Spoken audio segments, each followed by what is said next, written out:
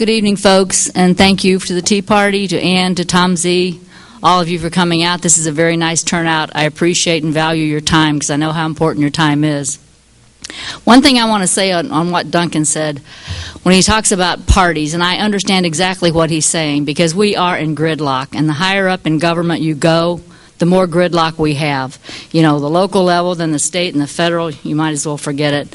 And the comment that La Tourette said, if a Democrat has an idea, Republicans got to say it's terrible, and vice versa. If the Republican has an idea and you're a Democrat, you can't agree. This is at the root of our problems. And that's one of the reasons I want your support as county commissioner. I'm your county treasurer now. And I want your support in November for county commissioner because one of the things they do, they act as the liaison between the county and several departments, almost all the departments of the county. And to do that, you need people skills.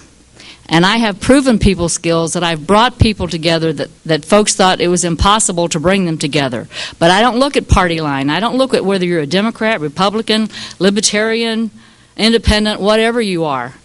When I get in office, I want to represent everybody. I want to represent Portage County, period. Whatever is best for Portage County, no matter whose idea it is. If you've got a good idea, I'm on board. Now, that doesn't mean that when we get more information, we may change things, because you have to plan, but the plan has to be a living plan. It has to be flexible. You know, you plan and life happens. You have to back up and maybe redo. And if I get more information, I may change my decision. But people skills is very, very important to this position. And like I said, I do have proven people skills. I've done it in the corporate world. I've done it in nonprofits. And I've done it as your county treasurer. When I took office, I started looking at the tax situation and the delinquencies. And I've collected over $6 million in delinquent taxes since I've been there. Now, that doesn't mean that I'm going after folks that are having a difficult time. We've got payment plans that you can set up. That we do. We work together and do that. I'm talking about folks that just aren't paying their taxes because they don't want to.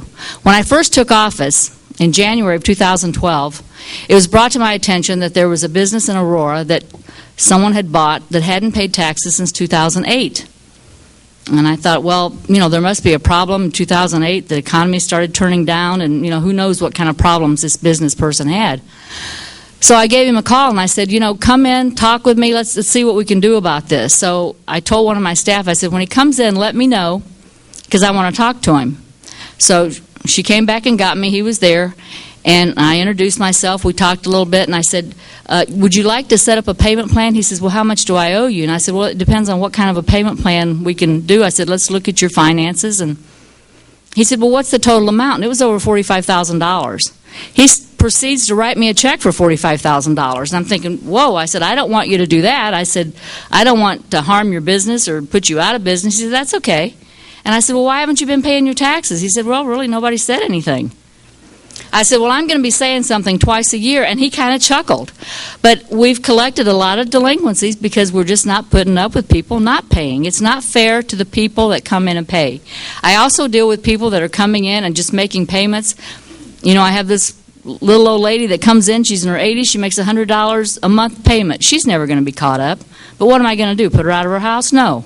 We take the $100, wish her well. She stands there and talks to us for a while, and that's it.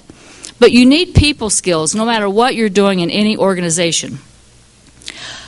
The second thing, and just as important, obviously, are financial skills. I have a very, very solid foundation in finance. I have over 30 years of investment, finance, and budgeting experience. I have served individuals, families, small companies, $1 billion in sales publicly traded company with budgeting.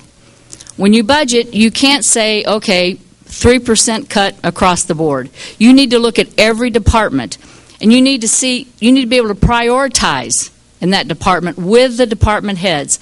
And that takes people skills to talk to these department heads. So what I want to do, I want to go out, talk to these department heads, get to know what they do. Who knows better than them what they're going to, how they can improve what they do? They know what they can do. And I think if they think we're all in this together, they're more apt to work with you. So people skills and financial skills are really the two things, the main things. While going door to door, that's the two questions I get is, why do you want to be a commissioner and what does a commissioner do? I want to be a commissioner because, like I said, I have the financial skills and the people skills to do a good job.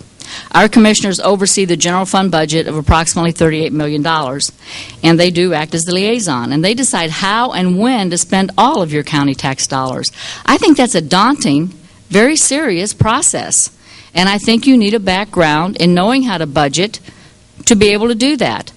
I think my experience as your county treasurer has given me some of that experience. Not to say that I don't like being your county treasurer, I do. I just think I can serve the people of Portage County better as your commissioner.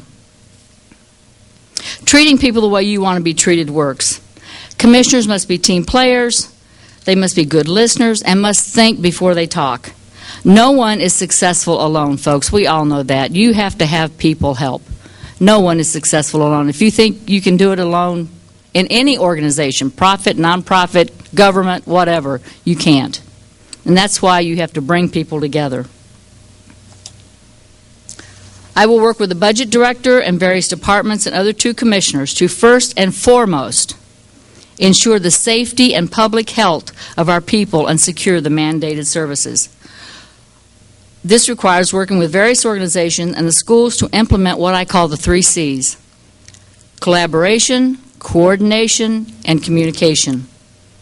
I am the best qualified candidate to serve as your county commissioner.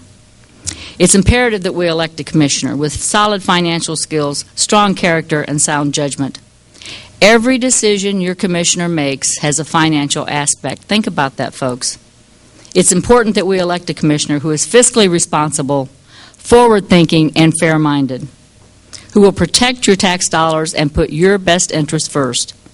Competence, integrity, and objectivity are important hallmarks of the CPA profession. Being a CPA, integrity to me is more than a word. It's a lifestyle. If elected, you can depend on me to work hard, be honest, and be an outstanding steward of your county tax dollars. One of the slogans of the Ohio Society of CPAs is "America counts on CPAs." I'm here to tell you folks, you can count on me. When you vote, ask yourself, who is most qualified to oversee the $38 million budget? Who has the most experience in budgeting? Who can navigate between the departments to bring unity? Who has the abilities and experience to walk the talk? Folks, I'm prepared. I humbly and respectfully ask for your vote. And I'd like to close with something that Winston Churchill said many years ago. You make a living by what you get, but you make a life by what you give. Thank you so much.